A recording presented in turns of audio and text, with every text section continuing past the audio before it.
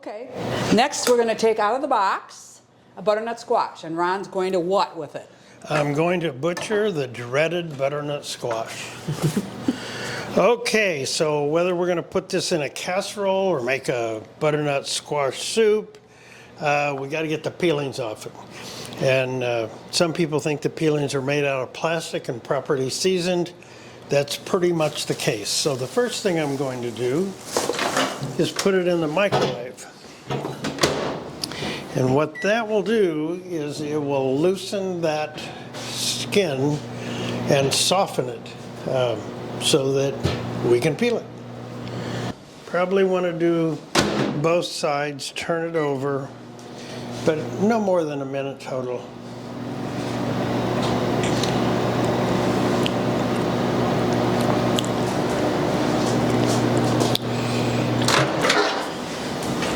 Okay, so I like to cut the ends off just to minimize the amount of peeler work that I have to do. And now that this is a little bit smooth, you can kind of take a little extra down here.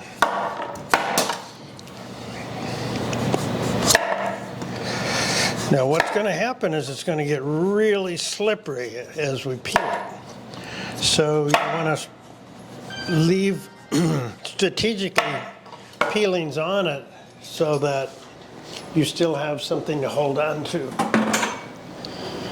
So you should be able to peel a butternut squash like this about the same amount of time that it takes to solve a Rubik's Cube, depending on how good you are at solving a Rubik's Cube.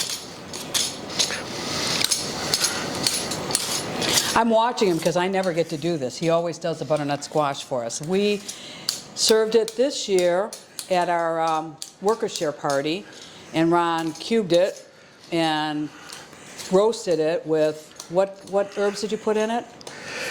Herbs? Oh, I put a little of everything in it. For today, what we're going to do is we're going to peel it, cube it, and we're going to store it, because one of the nice things about butternut squash is that you don't have to blanch it. You can blanch it, but you don't have to blanch it. You can just cube it and put it in a Ziploc bag and freeze it and pull it out. Uh-oh. Oh, my. It'll still work. There we go. Cube it and just freeze it, and then pull it out for soups, pull it out for just to, put it in a Pyrex dish and roast it with, whatever herbs you decide to put on it. He just kind of just goes through the spice cabinet and starts throwing things on it. So you can do that too. I'm just about ready. I think you gave me the biggest one you could find. I did, because I wanted a whole bunch to cube so that I would have some, because I've been waiting to do this so that we could have some cubes so I could make some butternut squash soup. I was waiting for you, dear. Okay. I'm just going to lightly rinse it.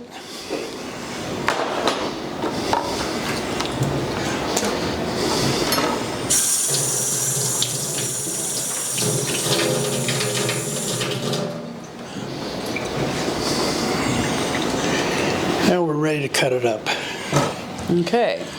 So,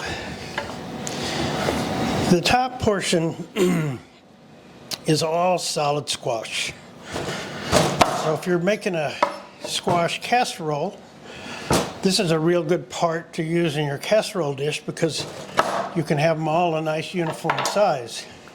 And the seeds are down here in the bulging end, and we can easily scoop these out. But the pieces that we're going to cut from this end won't be symmetrical. They won't present as well. Of course, you can mix them all together in their casserole dish.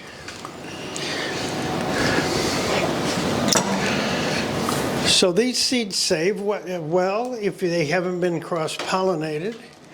You can dry these out, or you can wash these seeds off and put them on a tray with a little bit of salt, coarse salt, and toast them. And they're every bit as good as pumpkin seeds toasted. So I like to use this part to kind of decorate my dish a little. You've got some nice deep orange coloring and some light orange coloring.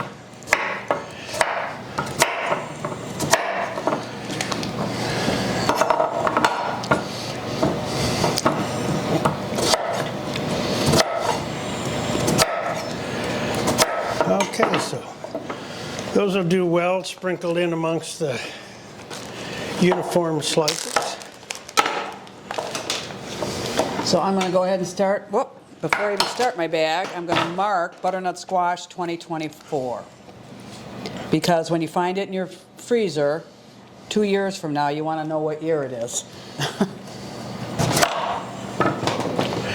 So these can be cut an inch, inch and a half in thickness. Because there's no seeds in this part, these can make a lovely dish. And what did you say you're using these for today? I'm going to freeze them. I'm going to freeze Okay. them. I'm not going to even cook with them. I'm just going to have them for when January, when it starts to snow. I'm going to make you a really good butternut squash soup. Well, in that case, I'm just going to cube them. Yep, please do that. So by cubing, basically I'm going to end up with about 1 inch by 1 inch by 1 inch, which is a trick when they're round.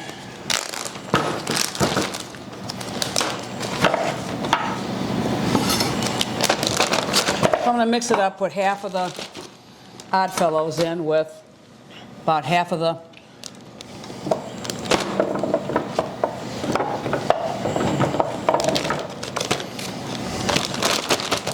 and